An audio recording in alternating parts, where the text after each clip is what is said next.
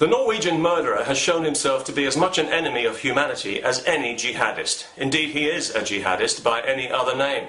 He claims there's a war going on, and there certainly is. A war between civilized people and violent barbarians like him.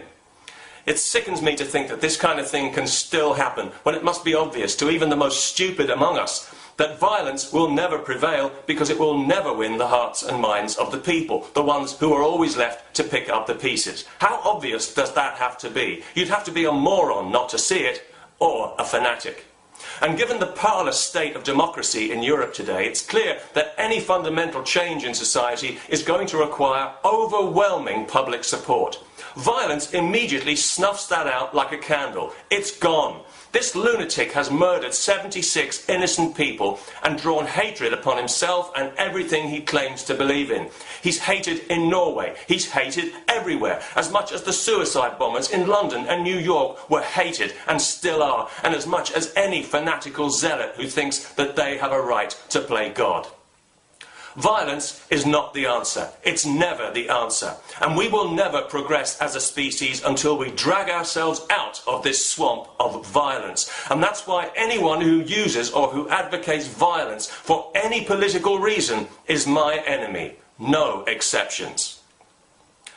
I couldn't help noticing, however, in the aftermath of this atrocity, a rather unhealthy eagerness in some quarters to apportion blame by association, as if all critics of Islam are somehow complicit in this man's insanity.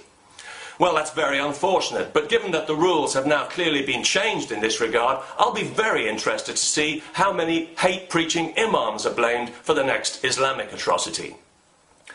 No one who criticises Islam or multiculturalism is in any way responsible for this lunatic's actions, and the criticisms are all still entirely valid. Islam is still a totalitarian ideology that actively threatens our freedom. Political correctness is still, yes, cultural Marxism, and multiculturalism is still a lie. And all over Europe, de facto blasphemy laws are still being used to prosecute people who criticise Islam and only Islam. These horrific murders have not changed any of that. And the only thing that will change it, and the only way to get the overwhelming public support needed for change, is not through violence, but by defending freedom of speech, no matter what, and by telling the truth. That's all we need. Peace, and a little honesty would be nice as well.